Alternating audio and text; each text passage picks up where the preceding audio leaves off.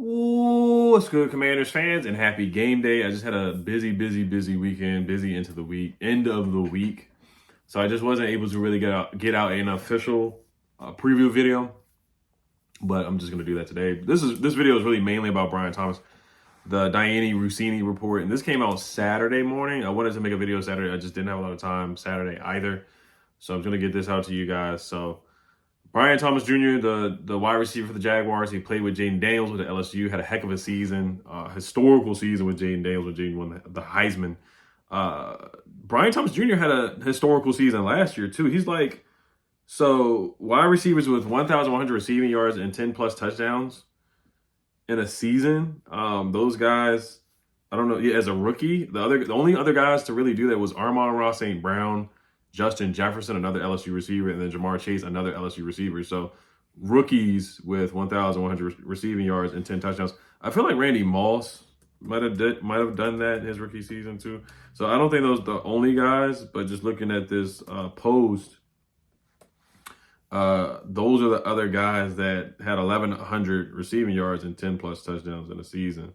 Yeah, Randy Moss did it too. He had 1,300 receiving yards and 17 touchdowns. So there's other guys that did it, but that is elite company, as this post said. Also, last year in 2024, Brian Thomas, he was the highest graded wide receiver on post routes in 2024 with a 97.9 PFF grade as well. So he had an elite rookie year. And I get it. The Jaguars GM is a young guy.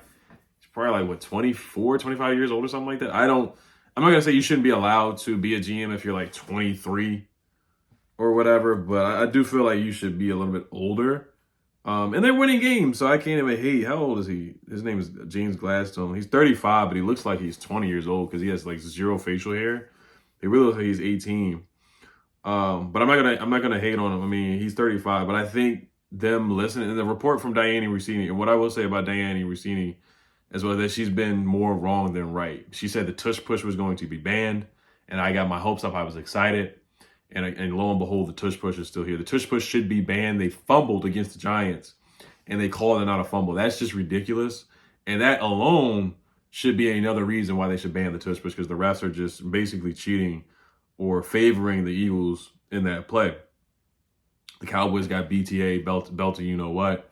The Bears got BTA by Tyler Snoop Huntley. So Bears fans should be quiet, even though we lost to them.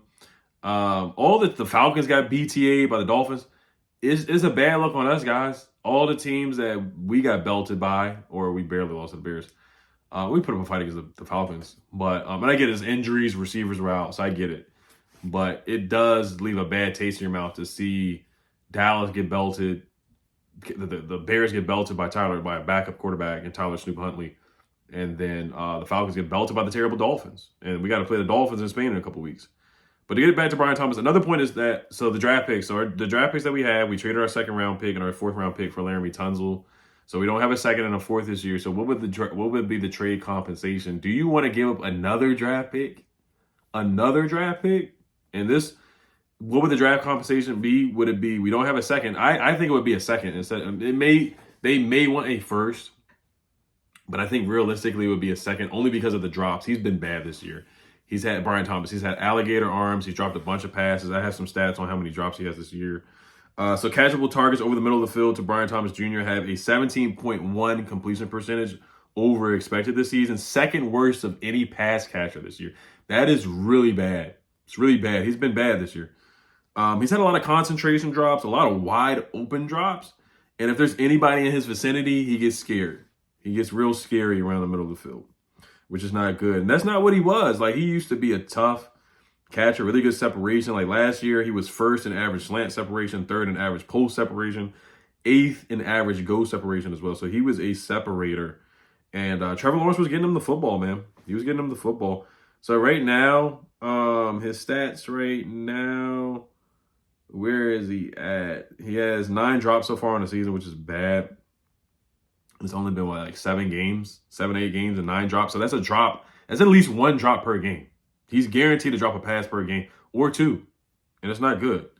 But I know, I feel like he's better than what he showed these first couple games of the year. I don't know what's going on. Like, people talking about a sophomore slump for Jaden. Like, this is the definition of a sophomore slump. If anybody wants to say a sophomore slump. This is the definition of a sophomore slump. So maybe he could come here and get right. But let's be real. This is not going to happen. 6'2", 209 pounds, 23 years old. So we would bring some youth.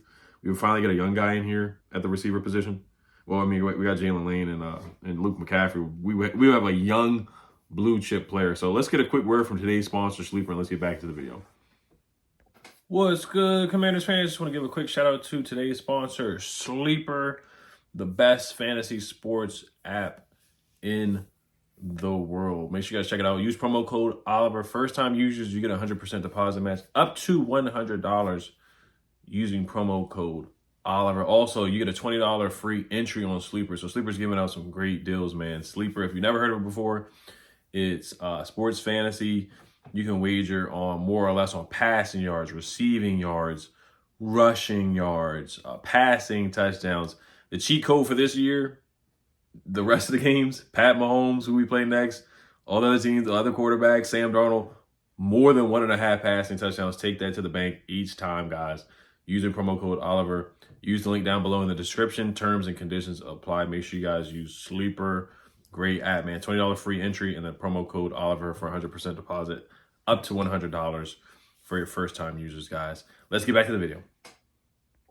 So the pick I put on Twitter today was Travis Kelce, more than an anytime touchdown, more than a half an anytime touchdown. Today, yesterday was National Tight Ends Day, and it continues today. So I definitely would guarantee him to get a touchdown. That's 100% going to happen. He's definitely going to get a touchdown for sure tonight. He's going to get one to continue. National Tight End Day was a go. Dallas Goedert scored a touchdown. George Kittle scored a touchdown. David Njoku scored a touchdown, I think. Harold Fannin for the Browns scored a touchdown. A lot of Tucker Kraft last night for the Packers had 2 touchdowns. Like, tight ends were eating yesterday. They were eating. So if you wagered on a tight end to get anytime touchdown, Hunter Henry got a touchdown. Like random tight ends got touchdowns. And Hunter Henry's not a random, but a lot of people got touchdowns yesterday. So, Brian Thomas, he has 27 catches for 365 yards and a touchdown so far, which is not bad. He's on pace for about like 800 receiving yards. May not get to 1,000, which is underwhelming for sure. But success percentage went from 55% last year to 41%. Catch percentage last year went from 65 to 49. So you guys get the point that he's had a down year. But just the rapport with Jaden, the chemistry with Jaden, you would have Jaden, Debo, Terry. And then when Terry gets a little bit older, you could move on to Brian Thomas being your wide receiver number 1. So you can think of it that way as well. But for me, I think they may still want a first for him just because he had a great season last year. He had a heck of a season. Pro Bowl player, had all pro votes, all kinds of stuff, offensive rookie of the year votes, but of course Jaden Daniels won that. But I would throw out one of our thirds and maybe a player. I mean, we don't really have a player to really throw in there. So we just don't have the draft capital or draft compensation. I mean, maybe this year's third and next year's third, if we even have next year's third.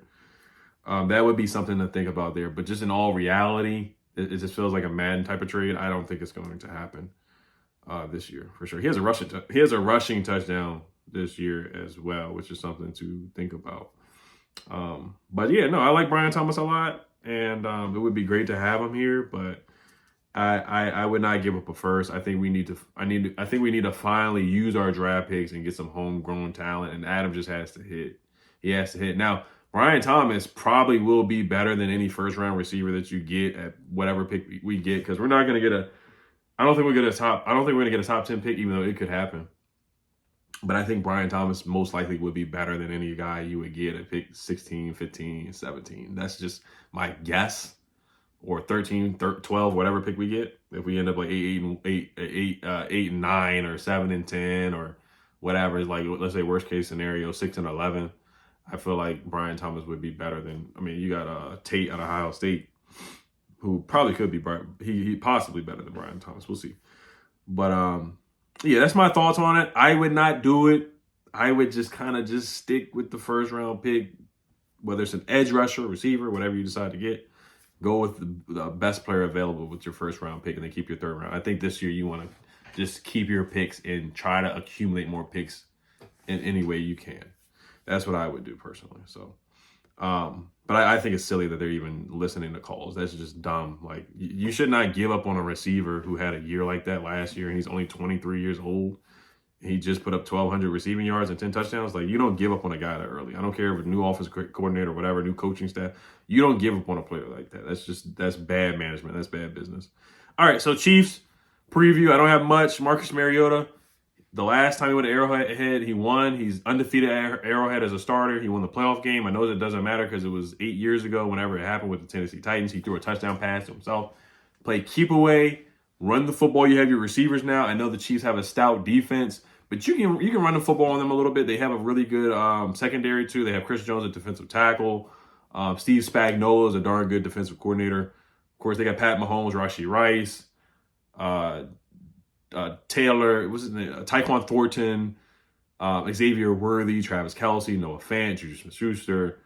They just have so many guys. Kareem Hunt, Isaiah Pacheco. Those guys aren't great, but they just have guys that can hurt you. I do have us losing 31-13, or I'll say 31-17. I have us losing 31-17. Marcus Mariota puts up a fight. He doesn't turn over the football. I do think we should be try to play keep away. Fourth downs, I would kind of be conservative this game. Or actually, you have nothing to lose, so you might as well be aggressive. But I actually, in the first half, I would be conservative with the fourth downs. I would try to play the field game, the field position game, keep away, stuff like that. That's what I would try to do. Now, they are missing a couple of their offensive linemen. Josh Simmons has been absent. He's going to report soon. There's a couple other guys that are out. So we don't have a Daron Payne, Javon Kinlaw, Jacob Martin. Maybe those guys could have an impact on the game. I'm not saying they're going to wreak havoc and whatnot, but maybe they could have an impact on the game. That's all I'm saying. Josh Simmons out. Trey Smith doubtful. So they have a couple guys out on the offensive line. Brashard Smith, watch out for him too. Colson Yankiff is out. Daron Payne is questionable. He may not even play. That's the crazy thing too. So Johnny Newton's got to step up. So I'll leave it here, guys. It don't really need to spend a lot of time on this preview because I have us losing this game 31-17. So all right, you guys.